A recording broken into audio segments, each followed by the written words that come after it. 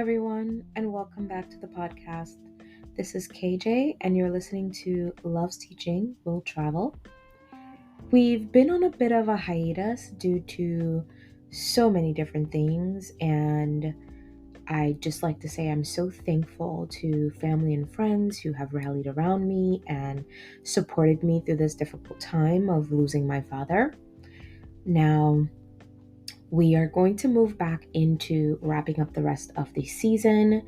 Sadly, some of the interviews I wanted to do and some of the things I wanted to get done this season won't happen, but we'll be back next season with some more awesome content, great interviews, wonderful, topics that people might be interested in, especially if you're a teacher who loves to travel. So I just wanted to start off the episode with that, just so that everyone is aware of what's happened and why I've been away.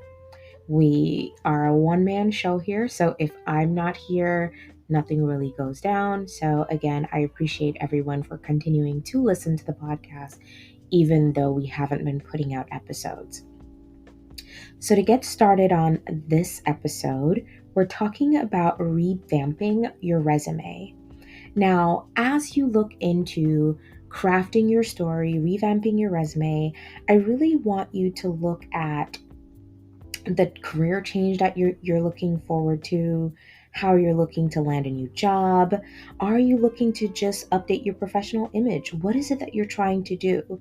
Is this something that you're looking to make changes for in your specific resume for a specific role, your LinkedIn profile? What is it that you're trying to do? Because there's so many different things available to help you showcase your skills and your experiences, things that will help you to land the job that you're looking for. Now, this season, we looked at a lot of different aspects of being able to transition out of teaching. And for this episode, we're looking at your resume and how you can give it a bit of a revamp to kind of look at new opportunities that are out there for you.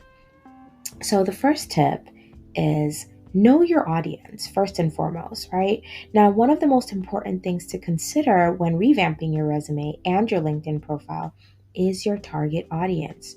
Are you applying for a specific job? Are you trying to attract recruiters to a particular industry?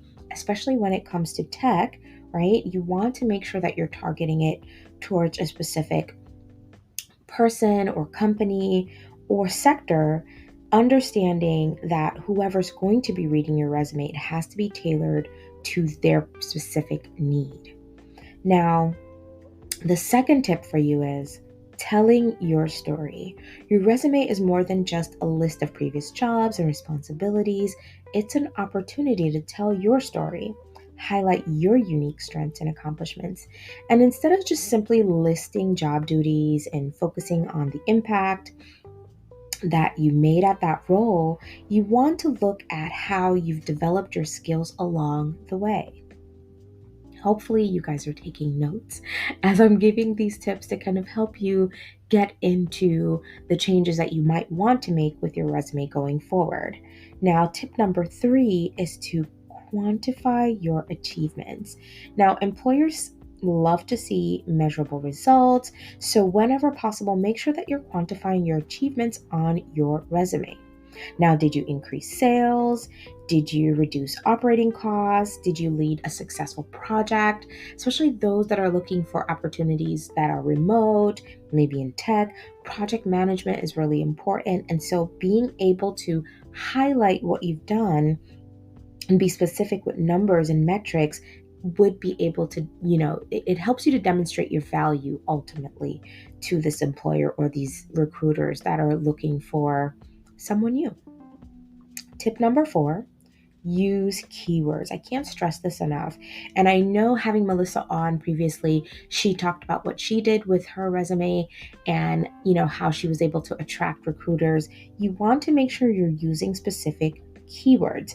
Now, many companies use application tracking. These are known as ATS. And they scan resumes ultimately looking for specific words.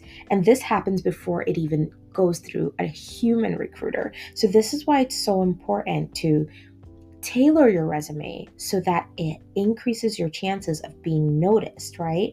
And by incorporating these keywords, make sure you're getting them from the job description and the job posting, right? Adding them into your resume and your LinkedIn profile, it will give you more of a leg up to getting past these tracking systems, so to speak, and getting in front of a human being.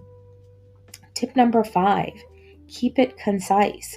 While it is important to provide details, make sure you're giving information about your skills and your experiences, it is also essential to keep your resume concise and easy to read. You want to make sure that it's clean, organized, it's formatted in a specific way with bullet points, so it's easy for individuals to read.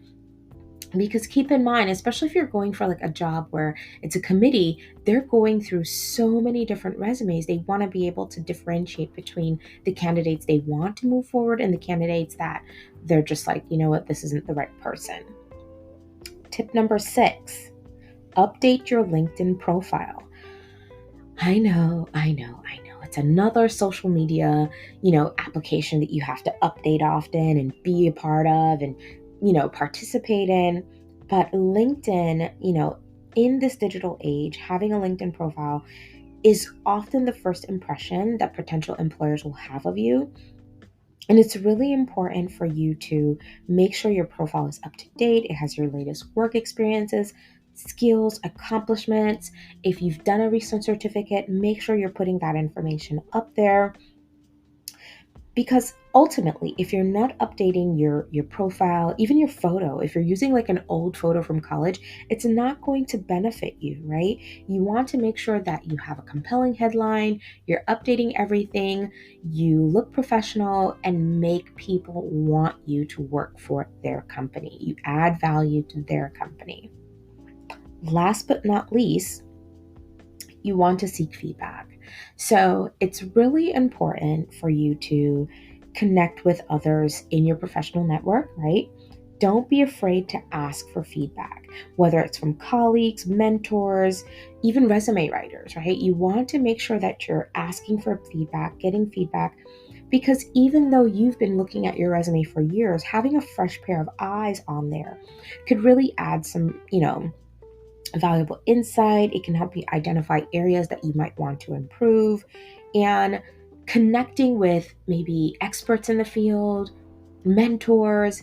It helps you to not only have a connection, right, to someone in the sector, someone in the field, but it also helps you to build a network. So don't be afraid to ask for support, ask for feedback.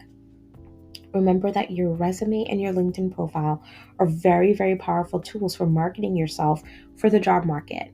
If you're looking to transition out of teaching, this is the place to start. You want to make sure that you're taking time to craft a resume, showcasing who you are as a professional, as someone who's worked in the field for a long time.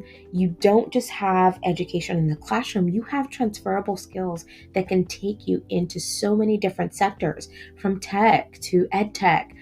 There's so many things that you can do, even politics and governmental work, like nonprofits. There's so many things that you can do if you just put yourself out there and tailor your resume, your network, and your LinkedIn profile to the things that you want to accomplish. Now, last but not least, I just want to add, right? As someone who has bobbed and weaved in and out of the education space, I love what I do teaching. I love what I do working in the classroom, whether it's with kids or with adults. And I've had the chance to work in tech, work in a startup. And honestly, I say, give it a chance, right? I know what works for me. I know what feels right for me. There's some type of things that, speak to me and they work for me. And then there's some things that I'm just like, you know what? I've tried it. This is great, but it's not for me.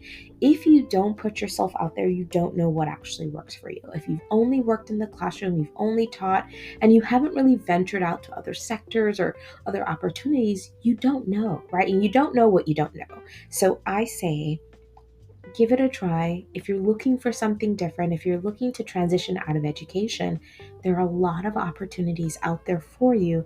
It's just about you giving it a try. Now, that's all for today's episode, right? I hope that you found these tips helpful. I hope they can help you to get started on revamping your resume so that you can look forward to this new journey that you're on. As always, thank you so much for tuning in. Be sure to join us next time. We'll be on every Wednesday again going forward. I know that we've had a long hiatus, but I'm happy to be back. I'm happy to be able to share so many, tips and tools and things to help you move forward in your journey. Whether you decide to stay in education, work in ed tech, transition out, go into corporate, whatever it is that you decide to do, make sure that you're doing it from a place of love. Make sure that you know your why. Remember, whether it's doing this, teaching abroad, teaching online, whatever it is that you're doing, make sure that you always remember your why, because that's what's going to fuel you to move forward each and every time and each and every day when things get hard and things get tough and life starts to life, right? When these things happen, it'll help you to push forward and persevere and continue to do the work that you love to do, because you're doing it from a place of love and a place of passion and a place of something that feels right for you, feels like a purpose, right? So that's it for me today. It's been wonderful coming back. Hopefully I can, continue to bring so many amazing tools to this community. Again, until next time, bye.